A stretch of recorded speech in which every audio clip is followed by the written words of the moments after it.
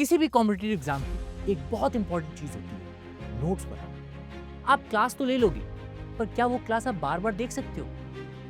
Class देखने के बाद रिवीजन में, मॉक्स के टाइम, एंड रिवीजन में कोई अगर आपके साथ रहता है, कोई अगर आपका सबसे प्यारा, सबसे अच्छा दोस्त है, तो वो आपके वही नोट्स हैं जो अपनी क्लास देखते समय बनाते हैं। नोट्स आपके प्रिपरेशन की बहुत इंपॉर्टेंट पार्ट है, एंड जिसने नोट मेकिंग की स्किल सीख ली उसने ऑलमोस्ट अपना आधा काम कर दिया है, क्योंकि उसको अब रिवीजन करने में बहुत आसानी होगी। तो डियर स्टूडेंट्स, आज मैं आपको बताने जा रहा हूं कि एक परफेक्ट नोट्स आपको कैसे बनाना चाहिए, आपको क्लास कैसे अटेंड करनी चाहिए, एंड क्लास अटेंड करते हुए आपको नोट्स बनाने का क्या तरीका होना चाहिए। सबसे पहले बहुत ध्यान से सुनना।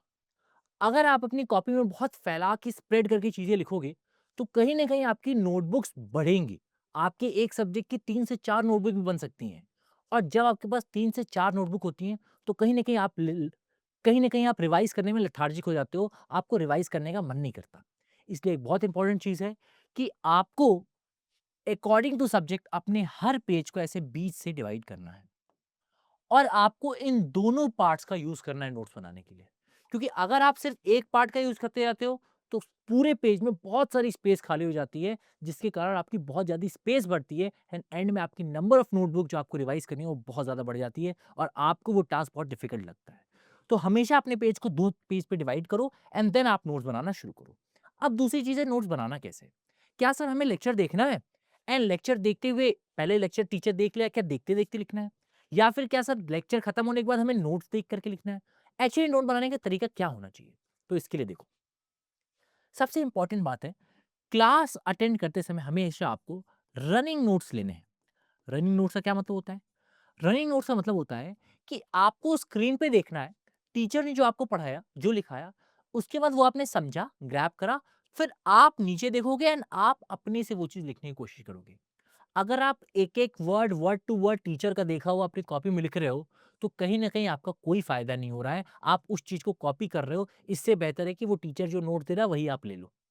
अगर आप टीचर का समझ के खुद से वो कॉपी में लिख रहे हो एंड देन वेरीफाई कर रहे हो कि हाँ, मैंने सही लिखा है कि नहीं, तो कहीं न कहीं आपकी डुअल प्रोसेस से रिवीजन हो रहा है। आपने समझ भी लिया एंड वहीं आपने लिख भी लिया। सो ये बहुत इंपॉर्टेंट है कि आपकी रनिंग नोट्स लेनी है। दूसरा एक बहुत कॉमन डाउट होता है बच्चों का कि सर हमें कितना नीट एंड क्लीन लिखना है? कितना हमें साफ-सुथरा लिखना है सर? हम कितना साफ-सुथरा लिखें? तो जैसे मैं आपको 2 एग्ज़ाम्पल देता हूँ, 2 कॉपीज़ के एग्ज़ाम्पल देता हूँ। अब जैसे आप ये वाली कॉपी देखिएगा, इसमें बहुत सुंदर से स्पेसिंग है एंड बहुत सारे बॉक्सेस बने हुए हैं एंड बहुत सुंदर से नीट एंड क्लीन देखिए आइडियाज़ वगैरह बना हुआ है। और एक ये कॉपी है, जहाँ पे सब कुछ प्लेन लिखा हुआ है, बिल्कुल एज़ इट इज़, एक ही कलर से, ज़्यादा पेन भी नहीं यूज़ किए, यहाँ तो 3-4 तरह के पेन यूज़ हुए हैं। तो इन दोनों में से क्या सही है? दोनों ही सही है। अगर आप ऐसे बच्चे हो जो टाइम रनिंग नोट्स के टाइम में इतने पेन्स को यूज कर पाते हो, बॉक्सेस बना के चीजें अच्छे से कर पाते हो, एंड आपको चाहिए कि रिवीजन के समय आपका नोट्स अट्रैक्टिव दिखे, तो आप इसको फॉलो करो। बट अगर आप ऐसे बच्चे हो जो जिसके पास टाइम कम पड़ जा रहा है, जो कहीं ना कहीं वो चीजें लिख ही नहीं पा रहा है, तो इसके लिए ये वाला भी ठीक है।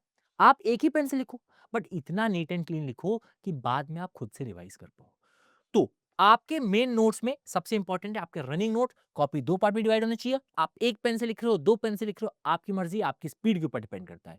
यूजुअली आप 2 पेन यूज़ कर सकते हो, ब्लू एंड ब्लैक। इसके अलावा अगर आपके पास टाइम बचता है तो आप कर सकते हो, वरना कोई बात नहीं है।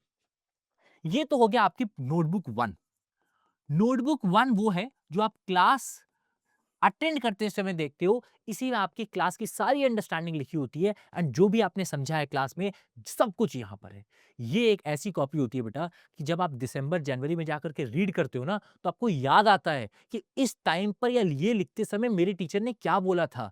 इतनी शार्प मेमोरी होती है नोट्स की कि नोट्स के थ्रू आपको एक एक वर्ड आपके कान में सुनाई देते हैं जो आपके टीचर ने पढ़ाते समय बोला था। इसलिए ये बहुत इंपॉर्टेंट कॉपी है, इसको एज इट इज आपको मेंटेन करना है, एंड यही कॉपी है जो आपकी सबसे ज़्यादा दोस्त, लाइक अगर मैं अपनी बात करूँ, तो आज भी मेरे पास अपने टाइम के सारे सब्जेक्ट के सारे नोट्स आज भी हैंड रिटन प्रेज़ेंट हैं। और आज भी जब उन्हें पलटता हूँ ना, तो मुझे याद आता है कि इस टाइम पे टीचर ने क्या बोला है, कौन-सा जोक मारा था, कौन-सी कहानी बताई थी, कौन-सी बातें बताई थी, कौन से न्यूमोनिक्स दिए थे, वो सब मुझे याद आ जाता है सिर्फ़ नोट्स देखते हुए। इसलिए ये नोट मेक बनाना बहुत इम्पोर्टेंट चीज़ है। अब दूसरी चीज़ होती है शॉर्ट नोट्स। कि सर शॉर्ट नोट्स कैसे बनाएँ? क्योंकि सर क्लास वाले नोट्स तो हमने बना लिए। अब सर ये शॉर्ट नोट्स कैसे बनाए जाते हैं? सर शॉर्ट नोट्स बनाना सिखा दो। यार देखो, शॉर्ट नोट्स कोई ऐसी कंपल्सरी चीज़ नहीं है कि सबको बनानी है। शॉर्ट नोट्स का रीज़न क्या है वो मैं बताता हूँ। जैसे मान लीजिए आपका पहला एक कोई चैप्टर है क्वाड्रेटिक इक्वेशन लेट्स सपोज। अब आपके क्वाड्रेटिक इक्वेशन का चैप्टर खत्म हुआ। अब जब क्वाड्रेटिक इक्वेशन का चैप्टर खत्म हुआ, तो अब आपने क्वाड्रेटिक इक्वेशन रिवाइज करना शुरू किया। तो आपने पूरी थ्योरी देखी। आपको स्टार्टिंग में some of roots, nature of roots ये सारी चीजें याद है। पर आगे जाके आपको कॉमन रूट कंडीशन का फॉर्मूला बार-बार भूल जा रहा है। कॉमन रूट कंडीशन वाला जो पूरा फॉर्मूला है वो बार-बार भूल जा रहा है। आपको लोकेशन ऑफ रूट्स की कंडीशंस भूल जा रही हैं। तो आपकी जो शॉर्ट नोट्स वाली कॉपी कह लो, उसमें आप सिर्फ वही चीजें लिखोगे चैप्टर वाइज जो आप पहले रिवीजन के बाद भूल रहे होगे। पूरा चैप्टर लिखने को आ जाएंगे, हर चीज का शॉर्ट नोट्स बना लूं तो वो टाइम वेस्ट होता है बेटा। उसमें कहीं ना कहीं आप मेन नोट जितना ही टाइम ले देते हो। तो आपको सिर्फ और सिर्फ शॉर्ट नोट्स में उतनी चीजें लिखनी है जितनी चीजें आप बार बार भूल रहे हो। तो शॉर्ट नोट्स में आपको हर चैप्टर में वो चीजें लिखनी है जो आपके दिमाग से स्किप हो रही हो। अब यार देखो, ये चीज ना शॉर्ट नोट्स बदलती रहेगी। आपके हर रिवीजन के बाद एक शॉर्ट नोट्स बनना चाहिए। जब जब आप एक चैप्टर को पूरी तरह से रिवाइज कर रहे हो ना, हर 15 दिन या 20 दिन पे, तो रिवीजन के बाद आपको एक शॉर्ट नोट्स जरूर बना लेना चाहिए। उन शॉर्ट नोट्स में क्या होगा, जैसे पहली बार आपने रिवीजन करा तो आपको पता चला हाँ यार सीआरसी और लोकेशन ऑफ रूट्स में भूल रहा हूँ। दूसरी बार आपने रिवाइज करोगे ना तो आपको लगेगा सर इस बार सीआरसी तो मुझे याद है। क्यों याद है? क्योंकि उस बार आपने यहाँ शॉर्ट नोट्स में लिख ली थी वो चीज। पर लोकेशन ऑफ रूट्स मुझे अभी भी भूल रहा है। तो फिर मैं वो सेकंड टाइम में लिखूंगा। फिर आगे चल के आप बोलोगे सर कुछ चीजें और भूल रही हैं, तो वो चीजों को इंक्लूड करोगे।